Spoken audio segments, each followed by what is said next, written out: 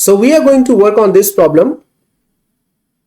You see this problem in the exam.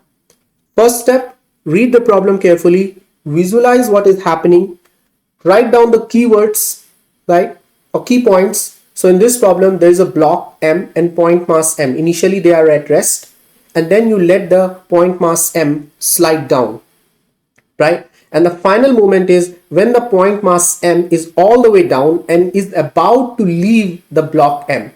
And at that instant, you have to check if each option is correct or incorrect. So before you jump into solving, read all the options, not all the finer details, but what is the gist, and you might find some pattern. For example, options A and C, they are about positions, and option B and D, the green ones, they are about velocities. How would that help you? You can solve them together. A and C, they are about positions. So when you are checking A, you can also check C. And when it is about position, you use center of mass, because momentum will tell you about velocity. There is no external force on the system in x direction. Why we can say that? Because of frictionless property, right? So this yellow line here, the highlighted line, is telling you the center of mass position will not change in the x direction.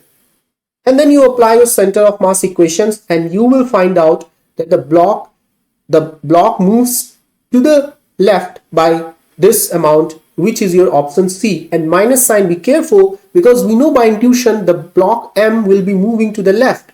So we draw it to the left. So that's why our answer does not have minus, but in the ground frame it has minus. So that is correct. C is correct. What about A? A is the position of point mass. Point mass is here. You just look at the figure. Figure will always help you draw figures. So that should just be minus x, so minus this root 2 should not be here. So that is incorrect. Now, here's the thing. There's a trap here. If you notice, you do not need to solve x1 or x2, and that's where you will make a mistake.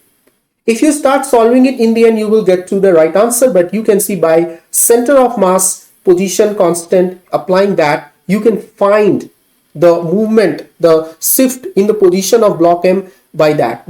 So that is a trap. If you do that, you will spend much more time. So avoid that.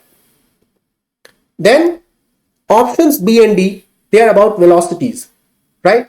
So you draw a figure that when the point mass M is all the way down, then and it has just left the block, its velocity in ground frame is lowercase v, and the block has a velocity v. We know by intuition it will be negative, right? But if you see D option here, if you see D here, you will find out that they have a minus, and you have to be careful about that, right? So we will find a minus answer, right? So momentum, initially everything was at rest. There is no external force in the horizontal direction. So momentum is conserved in horizontal direction, right?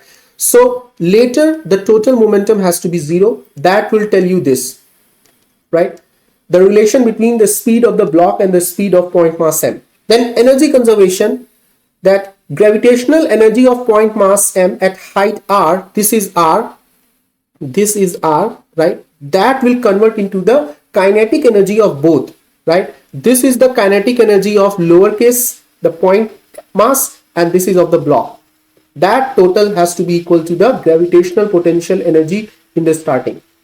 And if you do that and do your math right, you will get the velocity of point mass is this, right? Velocity of point mass is this, okay? And the velocity of block M will be, use this, and it's this. So if you now check it, you will find out that option B is velocity of point mass M. That is correct. But option D, if you compare this,